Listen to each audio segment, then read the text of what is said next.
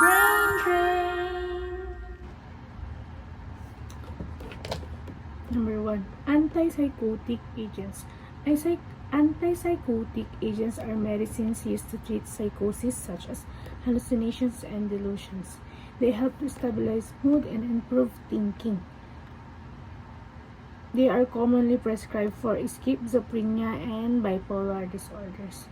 2. Atypical antipsychotics are newer drugs with fewer movement side effects. They act on both dopamine and serotonin receptors. They are often used for schizophrenia and mood disorders. 3. Clozapine. Clozapine is an atypical antipsychotic for treatment-resistant schizophrenia. It lowers the suicidal behavior in severe mental illness.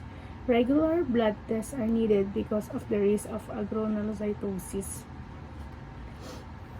4. Typical antipsychotics are older drugs that mainly block dopamine. They are effective for hallucinations and delusions. They often cause movement-related side effects. 5. Chlorpromazine. Chlorpromazine is one of the first typical antipsychotic. It treats schizophrenia, severe nausea, and persistent hiccup. It has strong sedative and anticholinergic effect. Next is anti-manic agents. Anti-manic agents control manic episodes in bipolar disorders. They stabilize mood swings. Lithium is most common example. Next, escalate or lithium carbonate. Escalate is a classic anti-manic drug. It prevents both mania and depressions. Blood level must be monitored to avoid toxicity. Next is antidepressant agents. Antidepressants relieve symptoms of depressions. They balance brain chemical like serotonin and norepinephrine. They can also treat anxiety and chronic pain. Next is tricyclic antidepressants or TCAs. TCA are older antidepressants that block serotonin and norepinephrine reuptake. They are effective but cause many side effects. Example includes amitriptyline and imipramine. Next is selective serotonin reuptake inhibitors. SSRIs are common first-line antidepressants. They increase serotonin in the brain. They are safer and better tolerated than older drugs.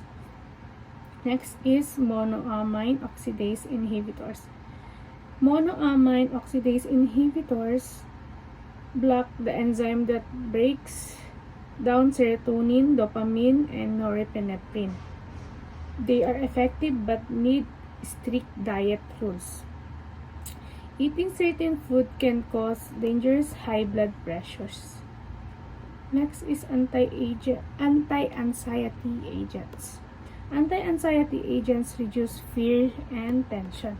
They are used for panic attacks and generalized anxiety. Some are for short-term use, others are for long-term use.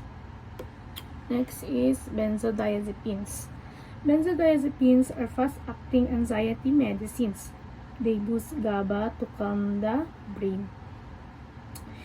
Long-term use can cause dependence. Next is non-benzodiazepines. Non-benzodiazepines treat anxiety or sleep problems. They are not chemically related to benzodiazepines. They usually have less risk of dependence.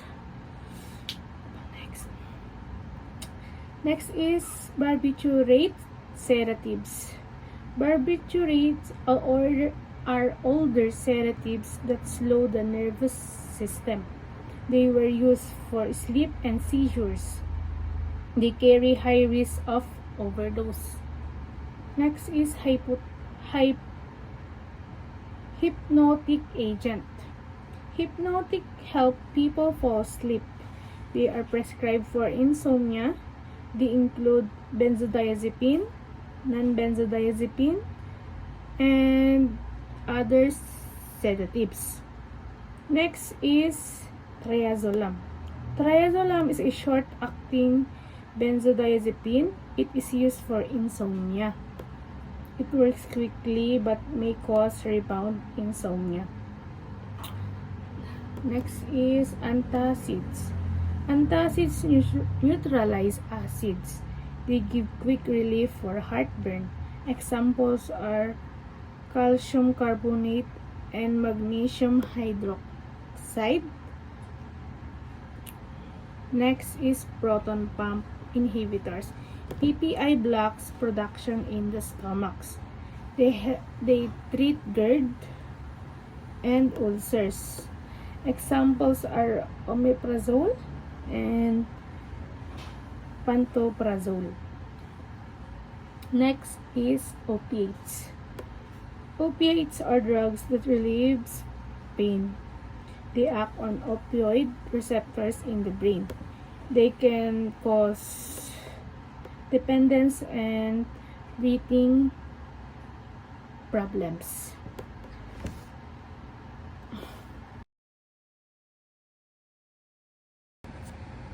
Go. Antipsychotic. Antipsychotic agents are ano yun, ma'am? Escalate. Escalate? Hindi wait. Escalate. Ano na yung escalate?